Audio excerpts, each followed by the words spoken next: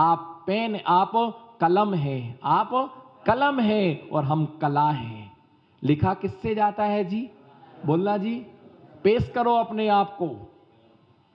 किससे लिखा जाता है?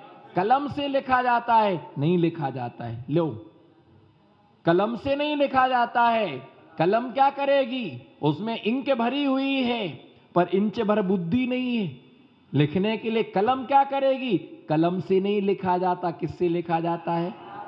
अच्छा, लिख के बताओ एक पेज, क्या लिखे? रामकली ने परसों धक्का दिया था, 2 दिन पहले हमने उसकी सेवा की थी, उपास के दिन झंडू बाम मैंने लगाई थी। इसमें भी सोचना पड़ जाए। और फिर क्या है? अर्धांगिनी है। बोलो सौरभ भैया, क्या है? हाँ हाँ, उधर मत देखो, आपको डाउट हुआ कि बैठी तो नहीं है। आपके मन में भाव आया जरूर, आपने इसलिए कोशिश की पीछे मुड़ के देखने की, मैं आपको ही देख रहा था। भैया ध्यान रख के चलना, लिखें तो क्या लिखें? तो लिखने के लिए सिर्फ ओनली पेन पर्याप्त नहीं होता है, कलम के साथ साथ, बोलो, कलम के साथ साथ कला भी चाहिए। कला से लिखा जाता है, कला से लिखा जाता है, कलम से लिखा जाता है, पर कला होगी तब। बोलना तो सब जानते, पर कैसे बोलना ये नहीं जानते। करना तो सब जानते, पर कैसे करना ये सब नहीं जानते। लौकी की सब्जी बनाना तो सब जानते हैं, लेकिन उसको फिनिश करना सब नहीं जानते हैं। जिस हसिया से देखो लौकी सब्जी बनाई, पूरी काली करके रख दी, पूरी काली करके रख दी। ये देखना पड़ा कि है ना, सब्जी का पीस कहाँ है, और कोयला तो पूरी कोयला कोयला देख रही, कैसे होती काली सब्जी। काली लौकी देखी क्या? मेरे से सीखो, सब्जी बनाना मत सीखो। कई, अरे बनाने का विवेक हमें होना चाहिए। जिस चाकू से नींबू बनाया, क्या बनाया? लोहे के हंसिए से नींबू बनाया, रख दिया उसको, थोड़ी देर बाद उससे क्या बना दी? लौकी बना दी, और बस उसके लिए उबाल दिया। निश्चित लौकी क्या पड़ेगी? काली पड़ेगी। और यदि लौकी को बनाया है, अगर उसमें टमाटर का तुमने छौंक लगा दिया है, तो निश्चित तो लौकी क्या हो जाती है? साफ हो जाती। बनाना सबको आता है, बोलो बनाना, पर कैसे बनाना ये करना नहीं आया। जोड़ना सबको आता है, पर कैसे जोड़ना ये मुश्किल होता है। इसलिए ध्यान रख करके चलना कि साधु का जीवन अलग होता है और श्रावक का जीवन। ये चारित्र्य पालते हैं और चारित्र्य पलवाना। आपके लिए चारित्र्य पलवाना पड़ता है, पूरे चारित्र्य की पालन करने की व्यवस्था आपको बनाना पड़ती है। तो ऐसा चारित्र्य सर्वे सुंदरम, बोलो चारित्र्य। कुल की पूजा नहीं है, बोलो कुल की, जाति की पूजा नहीं है, रूप की पूजा नहीं है, कद की पूजा नहीं है ना। पूजा सिर्फ किसकी होती है? चारित्र्य की पूजा होती है। को बंददी गुणहीनो, आचार्य कुंद कुंद स्वामी अष्टपाहुड़ में लिखते हैं, गुणहीन की कभी वंदना नहीं करना चाहिए। वो यहां पर बतला रहे कि मैंने अज्ञात, है ना, अज्ञानाद दबी व्रतम नियमितो, वर्ते से हम चान्य था, मैंने अज्ञानता बस। क्या? देखिए चारित्र्य जो 13 प्रकार का चारित्र्य है, कितने प्रकार का? 5 महाव्रत, 5 समिति, 3 गुप्ती, कितने प्रकार का है? 13 प्रकार का है ना। कितना ज्यादा नहीं है, कितना है? 13। पर उसकी शुद्धि के लिए 1234 उपवास करना होते हैं। कितने? 1234 उपवास की साधना, उसको शुद्ध करने के लिए इतना। अरे एक तो चारित्र्य लिया, इतना पैदल चलना, केशरोंच करना, एक ही बार तो आहार करते हैं, एक ही बार आहार करते हैं, सारी चर्या पालते हैं, फिर भी इतने सारे क्या करना पड़ते हैं? उपवास करना पड़ते हैं। कोई जरूरी नहीं करो, पर करना चाहिए, पढ़ते नहीं, करना पड़ रहा और कर रहे हैं। बोलो करना पड़ रहा और एक कर रहे, स्वेच्छा से करना पड़ रहा, डंडे के बल से। क्या? डंडे के बल से करना पड़ा, डर के कारण करना पड़ रहा, भय के कारण करना पड़ रहा, लेकिन एक व्यक्ति नहीं, मेरा दायित्व है, मेरा कर्तव्य, कर्तव्य समझ के वो कर रहा है, मैं भाव से कर रहा हूं, मैं भाव से कर रहा हूं। इतनी बड़ी कठिन तपस्या, अरे करी रहे तो अच्छी भाव से ही उस तपस्या को करना। और मालूम भैया, आहार होना सरल है, लेकिन पारणा का सौभाग्य मिलना बहुत, क्या है पारणा, पारणा मिलना बहुत कठिन होता है। महोत्सव होता कि जिसके लिए पारणा का सौभाग्य मिलता है। ऐसे चारित्र में अज्ञानता वश, किसके वश होकर के, इस शब्द ध्यान में ध्यान रख करके चलना, अज्ञानता के वश, बोलो किसके वश, अज्ञानता के वश में होकर के नियमिनहा मुनियों को यत जो अन्यथा अविवृतम, आगम के अनुकूल प्रवृत्ति ना कर प्रतिकूल प्रवृत्ति की हो, विमुक्ति मार्गा, विमुक्ति मार्गा। यदि मैंने प्रतिकूल वर्तना, यदि मैंने प्रतिकूल वर्तन किया हो, क्या, यदि मैंने प्रतिकूल वर्तन किया हो, यदि मैंने विमुक्ति मार्गा, मोक्ष मार्ग के विपरीत कदम बढ़ाया हो। इसलिए बहुत सारी चीजें ऐसी हैं, क्रोध करना एक, किसी से ना बोलना दो, मौन रहना तीन, और मध्यस्थ भाव होना चार।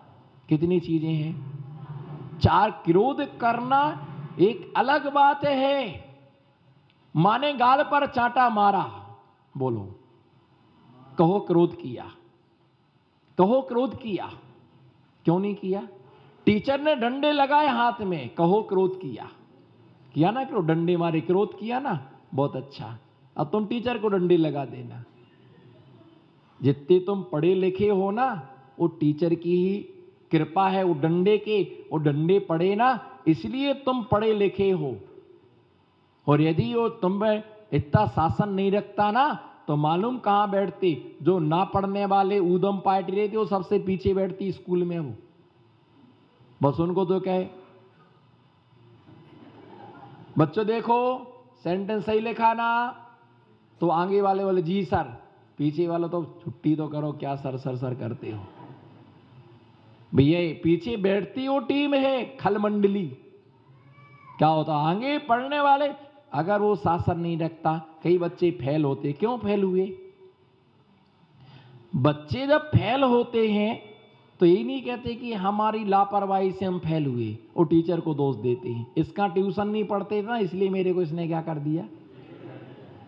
सही है कि नहीं बोलो, इसका मैं ट्यूशन कोचिंग नहीं पढ़ता था इसलिए मैंने क्या कर दिया, फेल कर दिया। कॉपी निकाले, कॉपी निकलवाई तो नट गया, बोले मेरी लिखी नहीं, तो डुप्लीकेट कॉपी है, ये डुप्लीकेट कॉपी है, ये नहीं है मेरी कॉपी।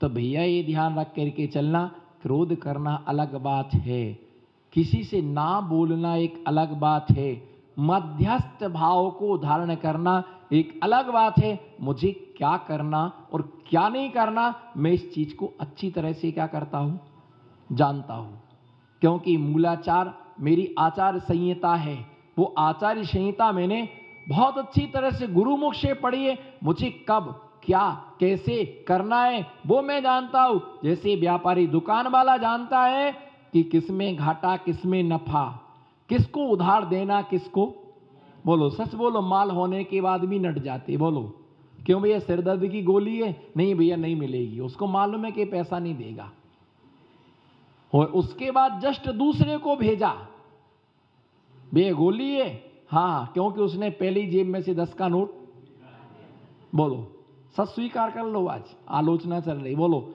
कई बार माल होने के बाद भी क्या कर देते हैं, मना कर देते, नहीं है भैया क्योंकि मालूम है लुटेरा है, ये देगा नहीं, पिछले बार ले गए तो उसका पैसा कहाँ है, दे देंगे यार, अपना घर का ही व्यापार है, व्यापार में रिश्तेदारी कभी नहीं निभाना, बोलो व्यापार में अगर व्यापारी में रिश्तेदारी निभाओ, 4 बहनें 4 जीजा, बोलो 4 बहनें 4 जीजा, और 8-10 भांजे पोता पोती आ गए, और सब बहुओं के रिश्तेदार आ गए, सबने चूड़ी पहनी तो क्या हो जाएगी दुकान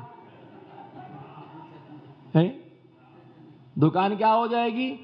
साफ हो जाएगी, है ना। ऐसी सोने चांदी की दुकान हो, है ना, भैया हम तुम्हारे भतीजे हैं, एक हार पहन लूं, पहन लो, एक अंगूठी पहन लूं, अच्छी लग रही है भी, मैं आपकी मामी हूं, एक दो चूड़ियां ले लूं सोने की।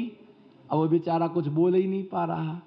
दुकान, दवाई की दुकान सबसे अच्छी, कोई नहीं कहेगा टेंशन ले जाऊं। जरूर किसी महाराज से पूछा होगा मेडिकल खोल लो, कोई नहीं ले जाएगा, दवाइयां ले जाके करे क्या? वो तो कह जाएगा ले जाओ ले जाओ, ट्यूब ले जाओ, लगाए कहां? वो कहेगा इजगौड ले जाओ, नहीं होगी तो खुजली हो जाए। अब टिंचर कोई ले जाए तो शरबत बना के पिएगा थोड़ी, अच्छी दुकान खोली यार आपने। अब मैं किसी कोई पूछेगा तो मेडिकल का ही बताऊंगा मैं उसको। इंजेक्शन ले जाऊं, कहां लगाएगी? है ना। बोतल ले जाऊं, अरे चढ़ाओगे कहां? चढ़ाओगे कहां? ये अच्छी दुकान है, ये तो बहुत बड़ी जम गई यार मुझे तो दुकान। अच्छा है, कोई भी नहीं आएगा फोकट में, है ना। और यदि क्या है सौंप सपाड़ी की दुकान हो ना तो बेचारे थोड़ा सा देना, थोड़ा सा देना। बेचारे गुड़, जिनकी गुड़ की दुकान रहती ना, उसका टेस्ट करने में 6 किलो चला जाता है। कोई आया भैया गुड़ दिखाना थोड़ा सा, इतना, अरे अतरा तो कम से कम 50 ग्राम गुड़ खा गए। कितना? ऐसा करते करते एक आदमी 2.5 किलो गुड़ खा लिया। सब दुकानों पर गया, 50-50 ग्राम खाया। अब तो खिलाना ही पड़ता है, थोड़ा दिखाओ तो। घी वालों का घी चाट लेते लोग, आधा किलो घी की पी जाते हैं। दिखाओ तो कैसा, हाँ ठीक तो है, लेकिन अभी लौट के देख के दूसरी दुकान पर देख के आते हैं। दूसरी दुकान पर रंग वालों का कुछ नहीं जाता, थोड़ा खिलाओ ना। रंग वालों का कुछ नहीं जाता है। तो भैया ऐसा होता, ऐसे सब ले लेके जाए ना तो बेचारे को तो दिवालिया निकल जाएगा। इसलिए व्यापार में कभी क्या नहीं निभाना। साड़ी की दुकान हो और रोज 2-2 पहन करके जाए तो पता चला कि कल्याण ही हो गया। इसलिए उस रिश्तेदारी के साथ कभी व्यापार करना भी नहीं, पार्टनर भी नहीं होना रिश्तेदारी में। बिगड़ने में बहुत मामला बिगड़ता। और ये भी बिल्कुल मुद्दे की बातें हैं, कहीं तुम्हारा साड़ू मकान बना और उसके बाजू में कभी मत बनाना। मैं बता दिया, मैं बिल्कुल एकदम सब तपी तपाई बातें हैं। कभी साड़ू के बगल में, कभी मौसी के बगल में, प्लॉट ले लूं मौसी तुम्हारे बाजू में, मत ले लेना, सारा कचरा मौसी तेरे प्लॉट पर पटकेगी। पूछ ले, विश्वास ना हो तो वहीं पटकेगी। अब रिश्तेदारी में क्या बोलूं यार, मौसी को बोलूंगा तो वे सब भैया नाराज हो जाएंगे और धीरे धीरे कब्जा कर लेगी। मैंने कही मत, अपने रिश्तेदार के बाजू में तो रहना, उससे जितना हो सके ना, जितना दूर रह सको ना उतने दूर रहना। बस दूर की राम राम दुआ सलाम, बहुत अच्छे रहो, इतना आनंद आएगा ना। ऐसे मिलन होगा, ऐसे मिलन होगा, ऐसी आओ भगत होगी, बाजू में रह जाओ, शादी में तक नहीं बुलाएगा। रोज रोज कैसे ही निमंत्रण करते रहो, करिया का काम करना, धाम का, वो उसकी खिड़की में से देखता, वो उसकी खिड़की में से देखता। कभी नहीं बनवाना रिश्तेदार के। जितने रिश्तेदार, भली कहीं जाके बस जाओ, स्टेशन पर मकान ले लो, कहीं जाके बस जाओ, जंगल में जाके बस जाओ, लेकिन रिश्तेदार के बाजू में, रिश्तेदार के साथ व्यापार नहीं करना। कभी उनके साथ यात्रा पर नहीं जाना। वो अपना डिब्बा पैक रहेगा, तेरा नमकीन खलास कर देगा। मैं बता दे ना, बहुत, मेरी शादी नहीं पर एक्सपीरियंस बहुत जबरदस्त है। पता नहीं कौन से भाव का उदय में आ रहा है। ये बिल्कुल सब रंगीन बातें। आप हंस लो मेरे ऊपर, और क्या, आपका काम ही है आचार्य विमल सागर जी की हंसी उड़ाना। नमो सिद्धाड़म, एक हंसता खिलखिलाता चेहरे का, हाँ सब सारा देश देखे। ऐसा वैसा चौमास थोड़ी है, 2020 का है कोरोना चौमासा। के टाइम पर सामयिक स्वाध्याय, के टाइम पर स्वाध्याय, प्रतिक्रमण के समय प्रतिक्रमण, चाहे कोई भी चला आए, पर धर्म धर्म है और व्यापार है ना। आपके मुद्दे की बात मैंने बताई, आज के प्रवचन की 2 ही बातें हैं। साड़ू के पास कभी नहीं रहना, है ना। उसके साथ व्यापार करो तो पहले पैसे लाओ मौसी, 200 की 300 बताना तो 200 में लेगी वो। तो इसलिए धर्म धर्म है। यदि किसी भी प्रकार से वह आगम के प्रतिकूल मेरी वृत्ति हुई हो, आगम के प्रतिकूल मेरी कोई वृत्ति हुई हो, तो उसके लिए